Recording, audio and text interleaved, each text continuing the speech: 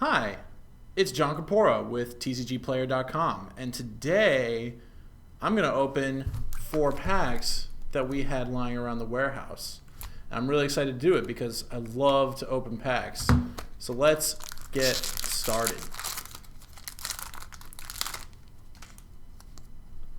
Okay, what I'm going to do is I'm going to go through the pack and I'm going to say, okay, if I was drafting this pack, what card would I take out of the pack? Giant Mantis. I am almost certainly not going to take this card. I know a lot of the kind of common knowledge about Battle for Zendikar Limited is that green is bad, and you don't want to always follow conventional wisdom because it places a ceiling on your potential. But I can say that I've witnessed a lot of green decks. I've passed a bunch of them, and they're pretty bad. A lot has to go right for your green deck to be very effective. So we're going to put that aside. Brilliant Spectrum. It's not green, but I am unwilling to believe that there is not a better card in the pack than Brilliant Spectrum. There's just so many better cards that could be present. Like this one, Kozilek Sentinel. This card is really great. I really like the Devoid decks anyway, and this is a 2-mana 1/4 that just gets bigger the more colorless cards you have. So that is we're going to put this right here. That's going to be the card I'm going with at the moment, but that might change. Inspired Charge. This is a reprint, and while instant speed creatures you control get +2/+1 is good, it unfortunately costs way too much mana. I don't want to be spending my turn doing that. It's a card I'll play sometimes. It's not unplayable, but I'm not taking it over Kozilek Sentinel. Bone Splinters, it's better than Inspired Charge, but you're still kind of 2-for-1ing yourself. Every deck, or most decks, will want or will be happy to have at least one Bone Splinters, but it's just not better than Kozilek Sentinel, so I'm not going to take it. Broodhunter Worm also falls in the is green category, so we're just going to skip it. Mortuary Mire. You need every deck needs spells, and Mortuary Mire, like, it's just not a spell, it's just a land. So this is not very good. Tightening Coils, this is actually close. I really like this card. The cheaper the card, the better it is for the most part, just because you're guaranteed to have less and less mana. Like, 2 mana is almost guaranteed, 3 mana is pretty close to guaranteed, 4 mana you're gonna get there most of the time. 5 mana you'll get there probably most of the time, but then after that it starts to get a little sketchy. So this places value on cheaper cards like Tightening Coils and Kozilek Sentinel. Still, as much as I like blue, I don't think this is a better card than Kozilek Sentinel. Looming Spires, this is one of my favorite of the common comes into play tapped land cycle in Battle for Zendikar. Still not better than Kozilek Sentinel, I'm afraid. Grave Birthing, this was a pet card of mine at the pre-release. It was a card I was really high on, but as I got to play with it more, I discovered that it doesn't really have as much of an effect on a given board state as I would like. So that is not better than Kozilek Sentinel. Skitterskin. Skitterskin is a card I've really come to like. It's great in the Devoid deck, but unfortunately it's just not better than Kozilek Sentinel. What I like to do in most limited formats is prioritize 2s and 3s, because 4 mana creatures they'll come to you. They'll come to you naturally. So I'm going to put Skitterskin over there. Royal's Retribution. I don't love reactive cards that cost 5. This is just too expensive and not better than Kozilek Sentinel. Encircling Fissure. It seems much better than it is. I actually got a chance to play with this in a draft last weekend, and I had it in my hand the whole game. It would have won me the game if he had attacked into it, but it's just too conditional. And the rare is Brood Butcher. Now, Brood Butcher is a card I would consider dipping into green for, just because it's quite powerful. So if you have enough Eldrazi Scion generators, you can generate some crazy advantage that way.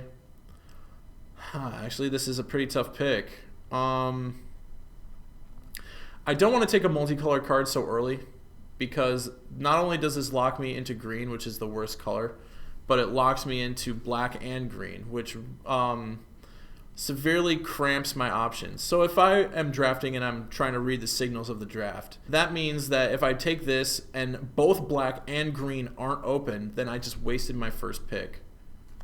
And that is the danger of multicolored cards. So my pick for pack 1, pick 1, oh, these are the land and the token. So my choice for my pick out of that pack is Kozilek Sentinel. Nothing too spicy, but very, very solid card. Card I wouldn't be too mad at taking. Pretty good. I like those kind of thought experiments where it's not just, oh man, I opened a great rare, I'm gonna just slam it. All right, let's keep going. Seek the Wilds, still a green card. We're not doing that. Coral Helm Guide. A 2-1 for 1 is probably the epitome of, I don't know, in sports parlance you'd call it replacement level. In this you'd probably just call it mediocre. So we're not looking to first pick this Coral Helm Guide. We're just going to put that right there. Stonehaven Medic, also a card I got to play with in a couple drafts this weekend. I have a newfound respect for it. It's bonkers in the black-white life gain deck, and it does a good job of kind of holding off the ground until you can curve into your big fatties, but we're not looking to take it turn 1. Or pick 1. Kozilek Sentinel. I already talked about how great this card is. It's going there. Fertile Thicket.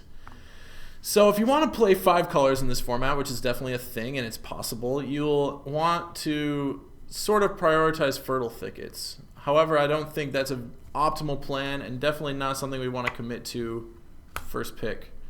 Snapping Gnarlid, one of the better green cards, but unfortunately it's green. Spell Shrivel, this card I actually like quite a bit in Limited. First pick, we're not really picking this over Kozilek Sentinel. Alright, Removal. Removal is really great in Limited, I think. And I don't think I'm making too bold of a statement to say that. I'm going to put Kozilek Sentinel over here and put this here because it's so efficient, it exiles, and it's in one of the better colors, which is black. Okay, so here's where Removal kind of turns bad. This card costs 7, so we're not going to get to cast this that often. And we definitely don't need to prioritize cards that cost 7, so we're going to put that over there. Same with this. This card is really, really good, but it costs 6, so it goes over there. Likewise, this card costs 5, goes over there. This is an instant, and it's green, and it has Converge. And Converge only works when you're in a million colors. And like I said before with Fertile Thicket, being in a million colors is not something you want to kind of go into the draft doing unless it's really powerful. And this is not a good enough payoff for being in 5 colors and potentially not drawing the right mix of lands every game. Malakir Familiar, same color as Complete Disregard. I do like Complete Disregard better because it goes in any deck. Whereas Malakir Familiar it has the gain life +1/+1 trigger, so it only realizes like its full value in the black-white life gain deck. Smoldering Marsh, a land, not gonna take it. Just I need spells. A removal spell is much better than a land I might not even play. And that's my token, and that's my token. Another pack where the rare was not the best card. I can't stress enough how much I like that. I appreciate it very much. Okay. Let's keep going.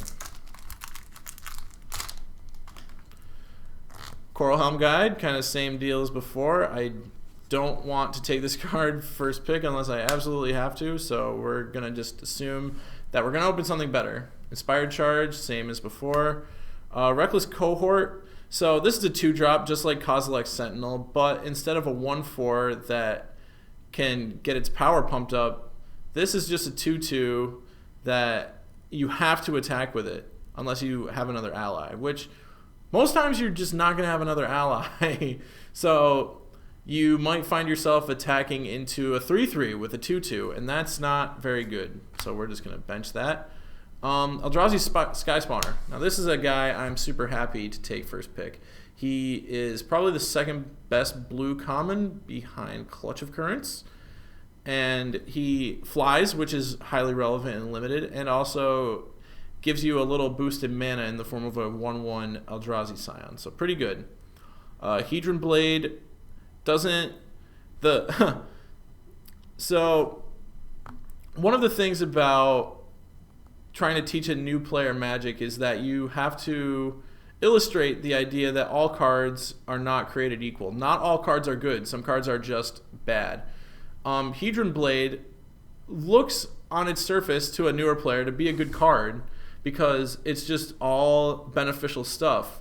But the problem is a card needs to do a certain amount of things. It needs to generate a certain amount of advantage. And an equipment that gives +1/+1 and some sort of like weird death touch condition, it just doesn't... You're only going to draw a finite amount of spells per game, and those spells need to have an impact. And unfortunately, Hedron Blade is not that impactful, just at all. Bone Splinters, same as before. Unnatural Aggression might actually be the best green common, but unfortunately, it's still green. Sandstone Bridge, another one of probably my favorite of the comes into play tapped common cycle of lands from battle. Vigilance is good in a sort of racing situation because it also allows your creature that you target with it to block on the following turn. But we're just not going to take it.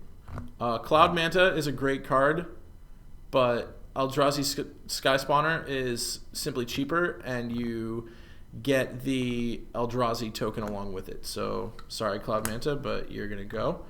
Void Attendant is green. Adverse Conditions.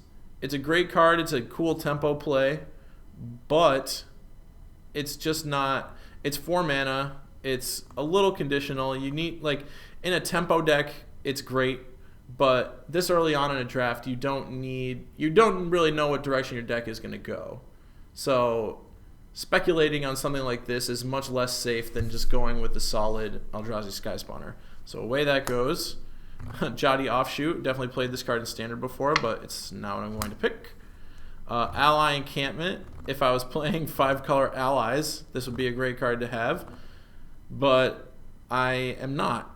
I don't want to be in that deck, and I have no desire to try to get that deck, so I'm not going to take Allies Encampment. And a foil Altar's Reap. This card is also kind of replacement level or below. You have to pay the upfront investment of a creature, and creatures are scarce. So it's not often that you want to actually cast this card unless you're getting some sort of benefit from sacrificing your creatures. And then these two. So again, another pack where we're not taking the rare. We took Eldrazi Sky Spawner. Pretty sweet. Alrighty, last pack. Here we go. Come on, Expedition. Just once. Just once. Alright, Oracle of Dust. Very solid card. Very cool design. Not what I want to be first picking. Altar's Reap, kind of same as before. Sure Strike, a very good combat trick. I'd always be happy to have one in a red deck that's maybe a little short on playables, but not what I'm looking to first pick. Felidar Cub, solid filler, not something I'd ever first pick. Skyline Cascade. Now, the tricky thing about Skyline Cascade is it doesn't tap the creature. It just targets a creature and says it can't untap. So if the creature you target is untapped, then this card becomes irrelevant. So it's a little conditional, and plus it's a land, and you don't really need lands. Sky Spawner, perfect. Ruin Processor, a card I generally like, but I would never first pick it. It's ideally kind of a 5th to 7th pick card. The life gain is usually extremely relevant when you're racing, and exiling cards, not as tough in this format as you'd think, but be that as it may, we're not going to pick it over Sky Spawner. Bone Splinters, kind of the same idea as before. Brood Hunter Worm, it's bad. Mortuary Mire, it's a good card, but we're not picking it over Sky Spawner. It just doesn't affect the board enough, and it's a land. We don't need to prioritize lands, especially not this early. Royal's Retribution, I still don't like reactive cards that cost so much mana. Now this is actually close. Wind Rider Patrol is quite good. It's a sizable body. Flying is a big deal in Limited because there are lots of creatures in Limited, but considerably less of them have flying. So the ability to get past board stalls with something like flying, some sort of evasion type effect, is really strong. But I think at this point I'm still taking the Sky Spawner just because it's cheaper, a 3 converted mana cost versus 5, and it's less color intensive. I only need 1 blue to cast this, whereas I need 2 blue to cast Wind Rider Patrol. Blighted Fen ends up being pretty weak as far as the blighted lands go. It just means your opponent kills off their worst creature. The upside is you're trading a land for a creature, but the downside is you have to pump a lot of mana into it, and it always just trades for their worst creature. Munda, Ambush Leader. This card has a ton of text. So this is kind of a throwback to the Ringleaders from Apocalypse. So it's got a rally trigger, and it's an ally. So the rally trigger is look at the top 4 cards of your library. If you do, reveal any number of allies from among them, put them on top of your library in any order, and the rest on the bottom. Confession time. I'm not a big fan of the ally deck in Limited, and even if I was, I would be really loath to pick a 2-color ally with my first pick for the same reason I opted to pass the green-black card in the first pack I opened. It's just not very good. So it's just not very good to do because you're locking yourself into 2 colors, and it's more than likely that you're not going to want to play one of those colors, if not neither of them. So I'm going to pass on the Ambush Leader and pick Sky Spawner again. So this is actually kind of interesting and cool because it's not every Limited format where picking the common is the way you'd want to go. Usually there's some sort of really broken uncommon or rare that you'll open, but the thing about formats where you don't often open a rare that you would first pick is that they tend to be very, they tend to be very skill testing. Instead of becoming all about, who opened the best card, all your cards are kind of on equal footing, and it becomes about playing the games and how you evaluate cards. So that's pretty sweet. That's all I've got for today, but tune in next time, won't you?